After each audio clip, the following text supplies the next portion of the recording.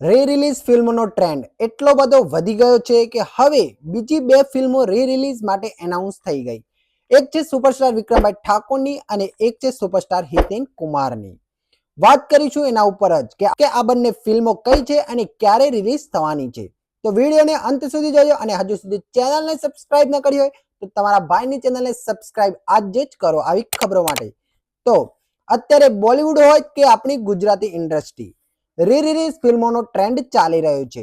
ઘણી બધી જૂની ફિલ્મોને રી રિલીઝ કરવામાં આવે છે અને એ ટ્રેન્ડ પણ સક્સેસફુલ થઈ રહ્યો છે, કેમ કે રી રિલીઝ ફિલ્મો સારું એવું પ્રદર્શન બોક્સ ઓફિસ પર કરી રહી છે. જેમ કે હાલમાં તમે જોયું હશે કે બાહુબલી 1 અને 2 ને મર્જ કરીને બાહુબલી ધ એપિક નામની મૂવી રી રિલીઝ કરવામાં આવી હતી અને આ મૂવી પણ જબરદસ્ત સક્સેસફુલ થઈ. એના સિવાય પણ સનમ તેરી કસમ અને ઘણી બધી ફિલ્મોને રી રિલીઝ કરવામાં આવી અને બધી જ ફિલ્મો ક્યાંય ને ક્યાંય સક્સેસફુલ થઈ. એવી જ રીતે આ ટ્રેન્ડ આપની ગુજરાતી ઇન્ડસ્ટ્રીમાં પણ જોવા મળ્યો અને ઘણી બધી જૂની ફિલ્મો રી રિલીઝ થઈ.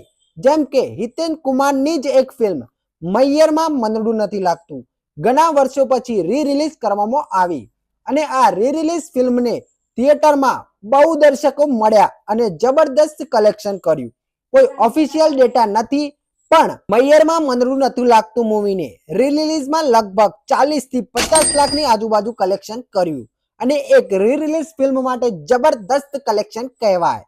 એવી જ રીતે હાલ ફિલહાલમાં સુપરસ્ટાર વિક્રમભાઈ ઠાકોરની મૂવી પ્રીત જન્મો જન્મની બોલાશે નહીં પણ અત્યારે બોક્સ ઓફિસ પર રી રિલીઝ તौर પર ચાલી રહી છે અને એ મૂવી પણ બહુ જબરદસ્ત દર્શકોને પોતાની તરફ ખેંચે છે અને એક સારું એવું કલેક્શન કરી રહી છે.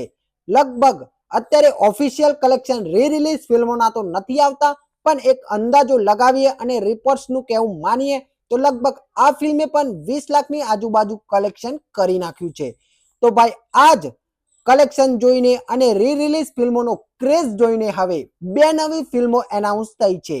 એક હિતેન કુમારની છે અને એક સુપરસ્ટાર વિક્રમભાઈ ઠાકોરની છે. પહેલા આપણે વાત કરીએ તો કન્ફર્મ જેની રિલીઝ ડેટ આવી ગઈ છે એ ફિલ્મ છે હિતેન કુમારની દાદા દેશ રે જોયા પરદેશ રે જોયા. આ ફિલ્મ વિશે કદાચ આજના જનરેશન એટલે કે મારા જેવા લોકો નહીં જાણતા હોય, જેને આપણે જેનઝીસ કહીએ. આ ફિલ્મ જ્યારે આવી ત્યારે ગુજરાતની નંબર 1 ફિલ્મ હતી અને હું માનું છું કે સ્ટીલ અત્યાર સુધી આ ફિલ્મ ગુજરાતી નંબર 1 કલેક્શન કરવામાં છે. કારણ કે એનું રીઝન છે 1998માં જ્યારે આ ફિલ્મ રિલીઝ થઈ ત્યારે આ ફિલ્મે ટોટલ કલેક્શન કર્યું હતું 22 કરોડ રૂપિયા. ભાઈ 1998ના જમાનામાં એટલે કે લગભગ 27 વર્ષ પહેલા જો 22 કરોડનું કલેક્શન મૂવી કરતી હોય તો આજના કમ્પેરિઝનમાં ભાઈ આનું કમ્પેરિઝન જ ના થઈ શકે. મારા મતે આ ગુજરાતની અત્યાર સુધીની સૌથી વધુ કમાણી કરનાર ફિલ્મ છે. આંકડાઓમાં કદાચ બીજી ફિલ્મો હશે, પણ મારા મતે જોવા જઈએ તો આ જ ફિલ્મ નંબર 1 છે.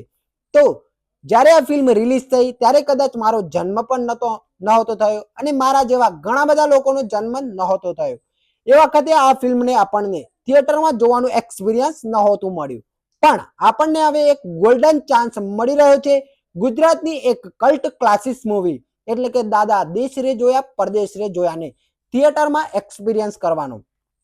તો આ ફિલ્મ ટૂંક જ સમયમાં એટલે કે 9 જાન્યુઆરીથી આપણા નજદીકના સિનેમાઘરોમાં રી રિલીઝ રીતે નવા ચલચિત્રમાં લાગવા જઈ રહી છે.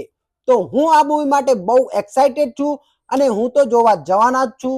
તમે શું જોવા જવાના છો કે નહીં કમેન્ટ બોક્સમાં જરૂરથી બતાવજો. અને મૂવીની વાત કરીએ તો મૂવીનું ડાયરેક્શન કર્યું હતું ગોવિંદભાઈ પટેલે. મૂવીની સ્ટાર કાસ્ટમાં સુપરસ્ટાર હિતેન કુમાર, રોમા માણેક, અરવિંદ બારોટ જેવા સુપરસ્ટાર કલાકારો જોવા મળ્યા હતા. મૂવી રિલીઝ થઈ હતી 1998માં. શું આ રી રિલીઝ ફિલ્મને તમે જોવા જશો કે નહીં કમેન્ટ બોક્સમાં જરૂરથી જણાવજો. અને હું વિડીયોની શરૂઆતમાં એક વાત મેન્શન કરી હતી કે સુપરસ્ટાર વિક્રમભાઈ ઠાકોરની પણ એક મૂવી એનાઉન્સ થઈ છે. તો જેવી રીતે અત્યારે એમની ફિલ્મ જે ચાલી રહી છે પ્રીત જન્મો જન્મની બોલાશે નહીં મૂવી, એને જેવી રીતે રિસ્પોન્સ મળી રહ્યું છે એ જોતા એમની ફર્સ્ટ ફિલ્મ એટલે કે એકવાર પીયુને મળવા આવજો મૂવી, જે ફિલ્મથી વિક્રમભાઈ ઠાકોરે ગુજરાતી ઇન્ડસ્ટ્રીમાં પગ મૂક્યો હતો અને આ ફિલ્મ પણ એટલી સક્સેસ થઈ હતી. તો એ ફિલ્મની પણ રી રિલીઝની વાતો ચાલી રહી છે.